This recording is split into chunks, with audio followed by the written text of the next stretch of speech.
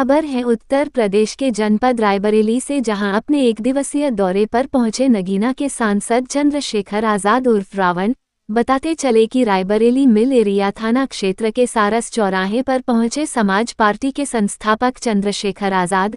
उन्होंने सारस चौराहे पर मीडिया से बातचीत करते हुए बड़ा बयान दिया है। इस दौरान राम मंदिर मुद्दे को लेकर कहा है कि चढ़ावा चोरी करने वालों की एसआईटी क्या जांच करेगी, वह तो राज्य सरकार के अधीन है। मृतक मेवालाल के घर पहुंचे सलोन विधायक अशोक करी को लेकर कहा कि अगर ये लोग पहले पहुंच जाते तो मुझे आने की क्या जरूरत है। सलोन थाना क्षेत्र के अंतर्गत की सड़क दुर्घटना में हुई मौत को हत्या बताते हुए सड़क पर शव रखकर प्रदर्शन किया गया था। उन्होंने कहा कि चढ़ावा चोरी की सीबीआई जांच होनी चाहिए, इसमें वह भी चीफ जस्टिस की निगरानी में। किसी भी एसआईटी जांच पर मुझे भरोसा नहीं है। गठबंधन को लेकर कहा कि चढ़ावा चोरों से क्या गठबंधन करना है, हमारी सरकार आएगी तो आरक्षी और मुख्य आरक्षी को उसके ही जिले में तैनाती देंगे। उन्होंने तंज कसते हुए कहा कि महमूद गजनबी हो या मोहम्मद गौरी हो, उन्होंने तो एक बार लूटा था, यहाँ तो बार बार लूट रहे हैं, हजारों करोड़ लूट रहे हैं। 10,000 20,000 करोड़ की चोरी हुई है, उसकी सही और निष्पक्ष जांच होनी चाहिए। जो भी होगा जांच में सब साफ पता चल जाएगा। जिस परिवार से आप मिलने जा रहे हैं उस परिवार को भारतीय जनता पार्टी के जो एमएलए हैं उनके द्वारा उसको सहायता राशि दे दी गई, वो बताएगा कि मुकदमा वापस हो जाएगा। किस तरह से देख रहे हैं इसको आप? अच्छी बात, अगर ये लोग पहले जाग जाते तो मुझे नहीं आना पड़ता। मेरे आने की घोषणा पे ही अगर ये जाग गए हैं और मेरे परिवार के पास पहुंच गए हैं और जो मुकदमे हुए उनको झूठे मुकदमों को वापस लेने की बात कर रहे हैं और सहायता देने की बात कर रहे हैं, ये बहुत अच्छी बात है। लोकतंत्र में होना चाहिए। इस आधार पे तो मुझे हर उस जगह जाना चाहिए जहाँ अन्याय हो रहा है।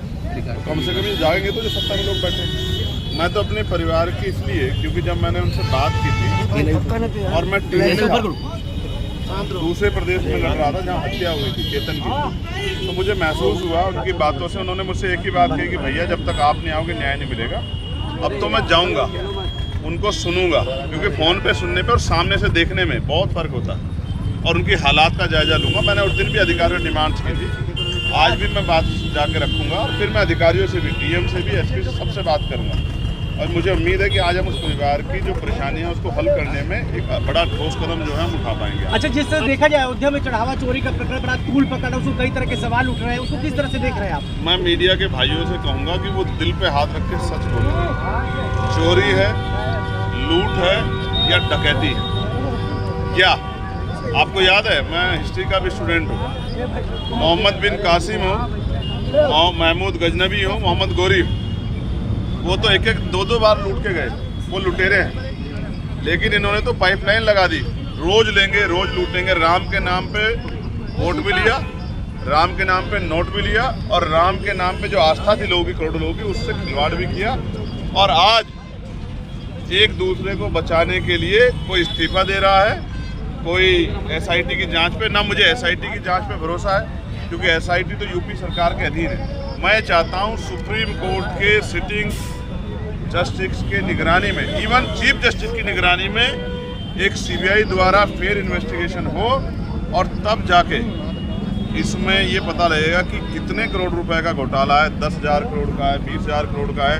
और बात पैसे की नहीं है, पैसा तो जिन्होंने खून पसीने से दिया है सहयोग, वो पैसा और भी दे देंगे, लेकिन वो पैसा दिया था किस काम के लिए और आपने किया क्या?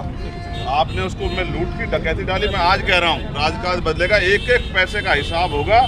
जिन्होंने गरीबों की आस्था से, राम भक्तों की आस्था से लूट की है, उनसे एक एक पैसे का हिसाब होगा। मेरी बात को आप याद रखें। 2027 के विधानसभा चुनाव में जो है चंद्रशेखर जी का क्या फैसला रहेगा? इंडिया गठबंधन यानी जो है सपा की और कांग्रेस, जनता गठबंधन बहुत बड़ा गठबंधन है। जनता ही बनाती है, जनता ने पिछली बनाई थी, उन्होंने जनता के अधिकारों को कुचल दिया। आज बताओ कोई कर्मचारी एक विभाग बता दो जो खुश हो, चाहे टीचर्स हों। और मैं कह रहा हूँ ये पुलिस के भाई खड़े हैं, आज आपके कैमरे पे कह रहा हूँ, ऐतिहासिक परिवर्तन करेंगे। आरक्षी और मुख्य आरक्षी को जिले में तबादला, जिले में रखेंगे पोस्टिंग उसको बॉर्डर स्कीम्स का नुकसान नहीं उठाने देंगे। और 8 घंटे की ड्यूटी, साप्ताहिक छुट्टी, और प्रमोशन में रिजर्वेशन से लेके तमाम वो सुविधाएं जो उनका हक बैठता है।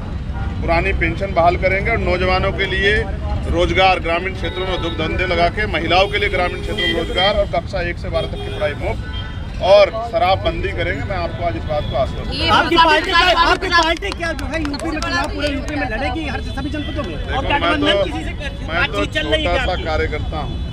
जो पार्टी का आदेश होगा स्टेट की लीडरशिप का, हम लोग उसका पालन करेंगे। जैसे आप और मैं एक जैसे ही तो हैं भाई, ऊपर से कोई सवाल आता है तो उसका जवाब मांगते नेताओं से।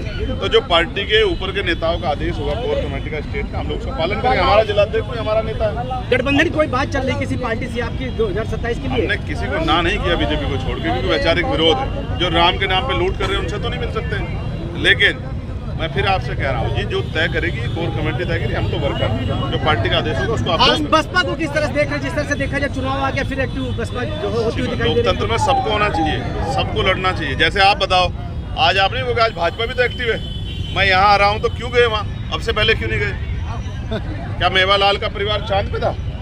लेकिन आज उनको याद आई क्योंकि चंद्रशेखर आ रहा है, और क्योंकि ये सारा वो कहते ना डायलॉग है कि ये वोट का चक्कर है बाबू भाई।